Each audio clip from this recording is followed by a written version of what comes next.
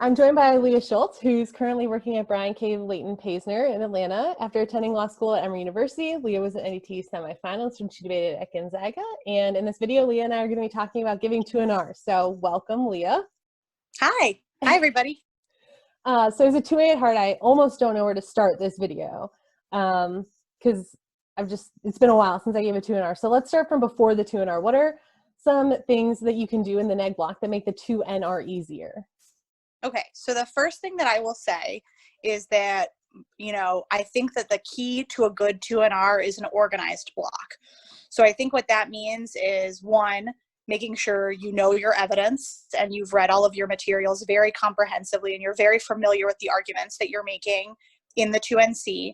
I would also say, and I'm sure that you guys are learning about this a ton at camp, but just when you're giving a speech, you want to keep the sections of that speech as clear as possible. So if you've got a 5 links, you want to make sure that those are clear and precise and you can differentiate between what those links are. And I think it makes making sections of the speech very coherent and is very helpful in the 2NR. So you could just make a list and you don't have to reinvent the wheel. You could say, here's my politics links. I have 5 arguments, and just kind of, reiterate what you've done in the block. I think one of the other things that you can do is start to narrow the issues. I think that, there's a tendency to want to keep the block horizontally large to spread out the 1AR, but I do think that the key to a good 2NR is knowing that is honestly a lot of cleanup effort in a very time-pressured speech. So often it's better to just pick a couple positions and start keeping it small and really narrowing the issues that you're talking about. The other thing I'll say is do a lot of the heavy lifting in the 2NC so you can reference to it in the 2NR. So what I mean by that is I really think that after the 2AC, that's the speech that you need to be reading their evidence. And so in the 2NC and the 1NC, you can be making indictments, you can be going kind of card by card and differentiating your warrants from theirs, so that when they just extend that argument in the 1AR, all you have to do in the 2NR is just say, look, we already went through this. This card doesn't assume this. I talked about that all in the 2NC, a speech where you have so much more time than the 2NR. And so you can kind of set the stage to really keep it narrow, because your 2NR should be mostly set by the work you did in the block, right? You shouldn't have like a ton of new explanation and new heavy lifting to do. And so it should be kind of all set based off of the work you did in the block. Yeah, reading evidence was one thing I was going to ask you, because I feel like a lot of times in AF debates, because the 1NC is so big and the 1AR is so time pressured, sometimes I find myself before the 2AR really taking like the first deep dive into the neg team's evidence. But it seems like you don't really have the opportunity to do that before the 2NR. So you really have to have done it before the neg block. Right. You have to have done it before the neg block. And think about it. The 1NR is going to have 13 minutes or however long they have to also do that with whatever the position they're taking. And so to keep it consistent, you want to be also reading evidence and indicting their cards for the 2NC. And I think that just helps, especially if you identify the good card, right? If the 2AC is referencing, this is our key solvency advocate to beat your counter plan. If you can start dealing with that earlier, it makes the 2NR easier, because you know that you have to answer that and spend a significant amount of time coming up. And sometimes obviously over the course of the debate, you run into new answers that you didn't think of in the block, or new explanation, or you figure out something that's working, but you got to set that stage early on, I think. Yeah, I mean, even all the way back to the 1AC cross-ex, right? If they disclose their 1AC before the debate, you're going for the state's counter plan, and they have a card in their 1AC that's only the federal government solves. You can read that card, then cross-ex about it and have already prepared and thought about it without it being a surprise that gets sprung on you before the 2NR. Right. And you just said something really important, right? Noticing things like that and cross-exing about what you have to cross-ex about. That's the key, right? Especially if there's something that you could dismiss quickly in a cross-ex, if you get the 1NC to ask about it in their cross of the 2AC, that's so much easier than wait until the 2NR for the first text. So earlier is better. Yeah. I think. Yeah. So what about during 1AR prep time and the 1AR? What should the 2N, how should they be flowing? How should they be preparing to give the 2NR? Okay. So my opinion on this, and it's based off of a movie I really like, which is Glengarry Glen Ross. And the motto from that movie is always be closing.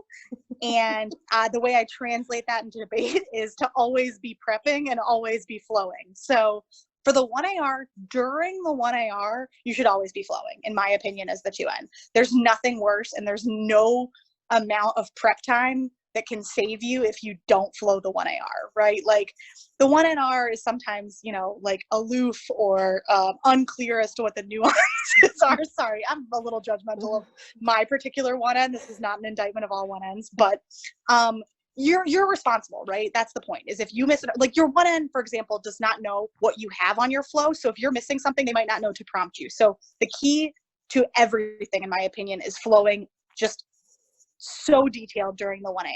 Now for 1AR prep time, you know, kind of how I would use that time is to like establish like primacy and recency. What are the first things I'm going to say at the top of the 2NR, and what might be the last thing that I need to say at the top of the 2NR? So like as like I kind of wrote out my impact overview, or like the counter plan solves the case, and here are my little solvency nuances. And as the 1AR was speaking, I could go in and like, you know, draw arrows and say this answers this, and kind of you do some interactive flowing to connect those dots. But normally during the prep time for the 1AR, I was just kind of trying to set up the bookends of my speech, and then the guts would all fill themselves in later, I think, because that was just what I spent the most time crafting. Yeah, I heard somebody describe it as scripting the intro and the outro, and I feel like that's a good way to think about it. And so it seems like what you're saying is before the 1AR starts, you pretty much know what your plan is for the 2NR. Like you're not letting a lot of what the 1AR is doing dictate the 2NR in this version of it. Most of the time, no. And so that's the thing. If the 1AR really drops like some bomb, obviously you're going to have to recalculate, and your whole strategy might be out the window. But you know, I mean, how often, you know, you're hoping that's not happening all too frequently, at least in my opinion. So you kind of just want to have your plan and have your idea, so that if the 1AR makes you pivot, you know, can pivot, but you have your plan A, right? Like, and I think that that's the key there is a lot of like pre-planning, assuming that the 1AR goes the way you think it does. Yeah. So what about in 2NR prep time? Assuming you've scripted your intro and your outro, the bookends of your speech, how did you approach prepping before the 2NR? Okay. So the first thing I did, and this was actually key, and I think this will redeem me with some 1Ns out there that were offended by my earlier comments. The first thing I would do is I would give tasks to my 1N to do with me during prep time. You have a whole other human there with a very good brain.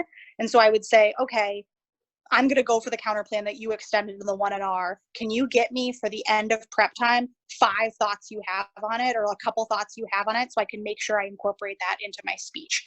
And so you'd have like a little like pre-meeting where you say what you need the 1N to do, and then like a post-meeting where you kind of like sum up the task, or like alternatively like read this card. I'm not going for the position you took, but we really need to come up with some answers. So I really need you to like look at these 1AR cards or whatever. So that was like my first moment of 2NR prep time.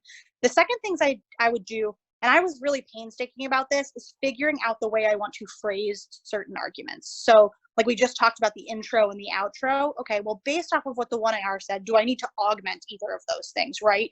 Did they make something a big issue that I didn't anticipate? I still want to go for this position, but like, how do I have to phrase, you know, the answers to this?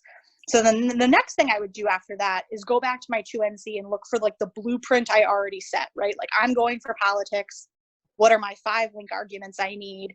And kind of go through, you know, I've already indicted their evidence. Okay, have I not indicted their evidence? What do I have left on the drawing board? And so I'd say like the big picture were the first issues I prepped in the 2NR, because that's the key to the good 2NR is tying the room together for the judge. You can't get like stuck in the ticky-tacky little nuance. And once you have that, then you can worry about the guts of the speech a little bit more. And I think one of the things for me was, you know, if there was an argument in my flow that I just like didn't get to prep, if it was small, I could think of an answer on the fly, just like I would in prep time. I'd look at my flow and say, okay, they said this. And by the time I got that out, I would generally be able to think of like, well, we say X. But if it's a framing issue, it's much harder to do on the fly. So that's why I like to focus on prepping those. Yeah, and I know we've talked about this before, having been friends who've done debate for a long time. When you say assign a task to the 1N, you don't mean assign a section of the speech to the 1N to script out in its entirety. Yeah, no, I just mean like utilize the person sitting next to you's brain. Yeah. I just feel like there are so many, especially on the neg, because you have so much, well, in theory, if the 2N like handles their business in a reasonable amount of time for the 2NC, you just have a lot of prep time. And so it's so tempting to just be like, okay, I'll take states, you take elections, write all of my words out, and I'll just like read them for 5 minutes. And I feel like that causes like failure. It is tempting, but it is like one, it causes you to like be a less effective speaker. So it is like a very rapidly fast way to like nuke your speaker points, is if you just have like the 1N script a component of the 2N. But I think like there is a collaborative element to debate. Like there's a reason you have a partner. So like obviously you shouldn't like let that person like play Tetris for the remainder of the debate after the 1NR, which I do think like a lot of people do. Like, so, right. you know, there's like, honestly, like, I think this a lot about rebuttals. Like they're very busy speeches. Like you have a lot to do. You have a lot going on. So it's like helpful to just divvy up like who is thinking about what, not who is saying or scripting what. So yeah, as in all things, both extremes are wrong. It is wrong for the 1N to finish the 1NR and then like go get a sandwich. But it's also wrong to be like, okay, you script the back half of the 2NR. Yeah, we don't do fronts like, and backs. Yeah, let's hope that this like comes together. You don't do fronts and backs at all. That's never a component in debate where someone can just give the bottom of the 2NR on a different laptop. Whew, nothing is more embarrassing for me. So don't do that, kids. Yeah. In your 2NR prep time, so did you collaborate with the 1N about what you should go for? And like how much time did you spend trying to figure out like what the app was going to do? Or did you just kind of like handle your own business? So I did spend some time. Well, first of all, like the 1N is the expert of the position they took, right? Like they're the ones that deep dove into that evidence. They're the ones, you know, that have read all of our cards on whatever they took in the 1NR for the most time in that debate. And so frequently I would solicit input from the 1N being like, what do you think? Do you think this is viable? Do we have any major problems? And if the answer to all of those things was like, no, we're good to go, well, then I would like probably just set the course. Normally, from my experience, I had a couple of arguments that I sort of knew I was always going to have in the mix. Like I was a big politics or like disad debater. So like the disad I took in the 2NC, and I always knew that was going to be a feature. It was just whether it had a buddy with it. Like it was like, am I going to take this counter plan or am I going to go for the status quo? So like all of that, you got to think about input on. Now, I did spend some time thinking about like what is the ask going to go for, because normally I feel like the 1AR shows the 2AR's hand substantially. But I sort of was always just going to do what I was going to do. I think that might just be me, but I have a very go rogue personality. So yeah, I was just thinking when you were talking about collaboration, as the resident 1N in the room, it's important that the 1N be honest there. Yes. And because I feel like there were a lot of situations where you don't want to say you messed up. If the 1AR has like a connection on something that the 1NR messed up, and if the 2N looks at you and is like, did you mess that up? You just got to be honest and like take stock of what's going on and be like, okay, we're in the weeds on that, but we can get out. Abandon ship on the 1NR, that was a disaster, or they're wrong and I'll help you figure out why that is. Yeah, I mean, 100%. And frequently I would also have the inverse conversation with the 1N, right? Like, I got really in the weeds on this disad. Like, do you actually think we can go for this? And then we'd have like this crisis moment where we were like, okay, which of these two things are we least in the weeds on? Let's go for it. Let's figure it out and let's go for it. So those do happen too. Yeah. How did you, so the 2NR I think is really time pressured. So how did you prioritize your time in the 2NR? Did you kind of take what you identified in the 1NR as what was their signature stuff and try to spend more time on it? Or do you not really have the luxury of doing that in most 2NRs? I was going to say most 2NRs, I don't think that you have the luxury of, you know, just getting to organize the speech exactly around the 1AR. But this is why I think laying a good block is so important, because if it's organized and you've done the groundwork on evidence and stuff, then it makes the 2NR a lot less time pressured and a lot less busy, because you just have less heavy lifting to do, right? Like normally the line gets uttered like, don't make me reinvent the wheel here or something in the 2NR. And that generally references all of this good analytical work that you did in the block. And so I think if you do all of that, then you do have time to go to the 1AR's signature arguments and be like, all right, they went for this permutation. I'm going to spend a lot of time on the permutation explaining why it doesn't make sense. But if you have to do still the evidence comparison and you have to still organize the speech for the judge, right, then your 2NR becomes so much busier, so you don't get to kind of dig into what the 1AR said, because you have to do all of this kind of like housekeeping stuff first. So that's my biggest tip, is to just avoid turning the 2NR into like, here are all of the arguments I still have to lay the foundation for before we can win them. The foundation should be laid, and then you should just be like, cleaning everything up at the end. Yeah. You kind of already answered this one, but how do you in the 2NR balance that need to like get through everything quickly while still making sure that you kind of are creating like a big picture neg balance for the judge? The way I did it for me was just, like I said, primacy and recency. The judge remembers the first and last thing you said almost better than anything else. So I would make my key structural issues at the top and kind of frame the debate around this. And that's, like I said, what I would spend most of 1AR prep time doing, was being like, all right, if I go for the position I want to go for, what am I saying first? And what is my closer? Yeah. You're glitching out a little bit. Is closing as per my, I think it helps. I'm getting bogged down in the minutia. Yeah. I glitched, huh? You glitched a little bit, but it's okay. The takeaway from that is always be closing. So yes, I think we'll remember that. Great. Are there any other tips that you have that I didn't think of as a serial 2A for most of college? I think just take a lot of ownership. Like, I feel like it's much easier for the AF, for the 2A, to say like, this is my AF, I have created something. And it is much harder when you are neg, but I would urge you all to take just as much ownership in destroying someone else's case as you do in creating your own when you're AF. And so like, I feel like whenever I wrote the case neg, or when I wrote the strategy, or was at least involved in making the blocks and like doing all of that organization for myself, it made me a much better 2N, because I was so in the literature and I was so in the weeds, that it meant that I could kind of see the picture more clearly. And so good preparation is kind of the best road to success, which is harder when you're neg, in my opinion, because there's so much to prep for. You have to know everyone's AF, but like, such is the burden of a 2N. Right. Yeah. So let's end with something light. Can you share a favorite war story with us? I'm interested to see what you might pick. Okay. So honestly, my favorite war story is a war story from when I was AF. So despite the spirit of this lecture, so we were my senior year in college, in a close race with a team from Northwestern, pretty consistently, for the Copeland Award, right? So we were constantly debating this team in like the semifinals, like late elims of tournaments, and they just kept getting the best of us. And so they were kind of like our arch rival. And so we were going to debate them at the Dartmouth round robin. So we knew the pairings beforehand. We knew we were going to be AF.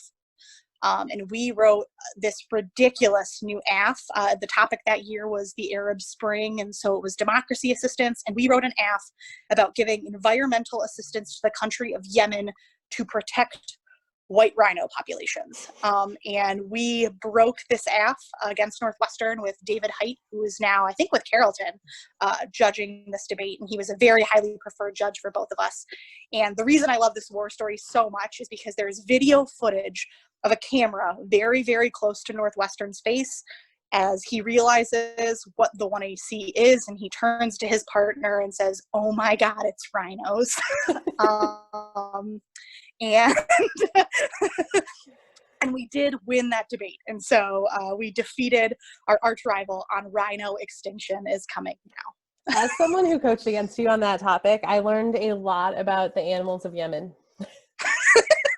Yeah, I mean, I can't, like I said, I can't take any responsibility in that AF, but it is one of my better war stories. All of my war stories on the neg are like, I went for a disad and the status quo. So it was a rough year for the counter plan. Well, yeah, I mean, it was a rough year for the AF versus the status quo. Yeah, and I was going to say, and my favorite war story, you've already really taken away from me. I heard your lab has heard about my world's longest tagline.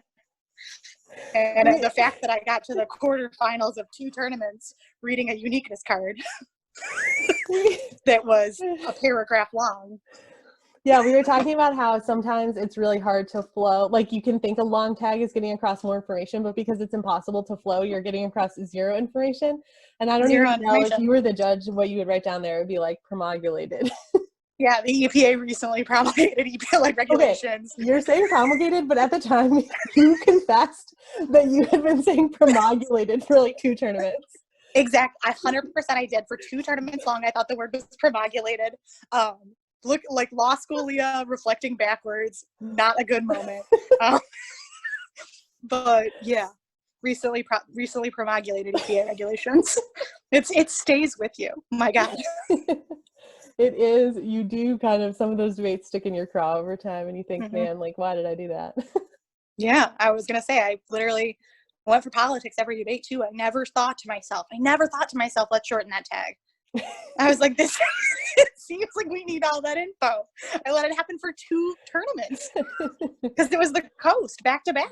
A classic. All right. Well, thank you so much for joining us and talking about the 2NR. I really appreciate it. Oh my gosh, yeah, of course. Thank you. Bye.